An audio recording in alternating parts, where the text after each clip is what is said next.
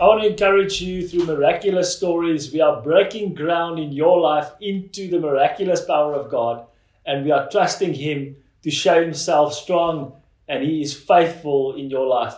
And so I've experienced Him many times, and one of the keys that I've learned is that we sometimes have to walk by faith through a hard time, and there's a reward waiting on the other side. In 2 Corinthians 5 verse 7 it says, "For we walk by faith, not by sight." I once sowed a land of rye on my farm. In Afrikaans we call it koorog. And I sowed lucerne seed with that rye. And as I sowed that, I was full of hope and so excited. And I was farming with sheep at that time, and that was a harvest that I was going to make for feed for my sheep. And I was, in expectation for this to provide feed for the rest of the season.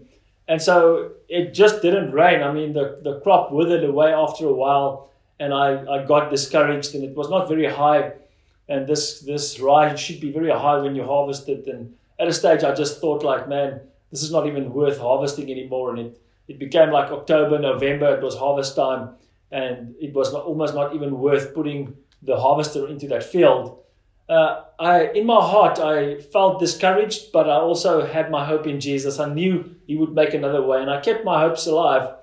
And I remember one day in November thinking about this field, and I met one of my uncles there next to the field, and he actually said to me, there's a lot of rain coming. And I was like, okay, what's that going to help now? It's too late, And he said to me, you might still harvest lucerne.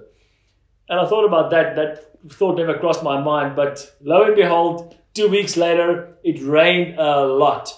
And that lucerne plant that I almost forgot about started growing. And it later grew so high that it grew past the rye. And eventually I had this whole field that I couldn't harvest, but I could make bales out of it. And so I made like more than 2,000 bales on that field. And it was beautiful green lucerne bales with this rye seed in between. It was actually such wonderful food. And if I harvested that rye in the beginning, it would have been like less than half what I eventually harvested through the lucerne.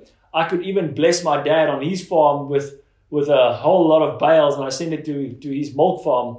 And so I had more than enough, not just enough for myself, but also enough to bless and to give.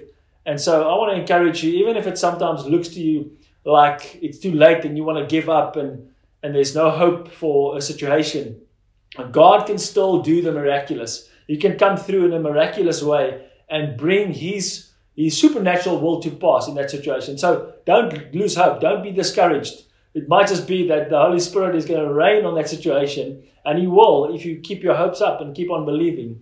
And He might bring a wonderful harvest, a double harvest into your life. Always remember, you are highly favored and deeply loved of God.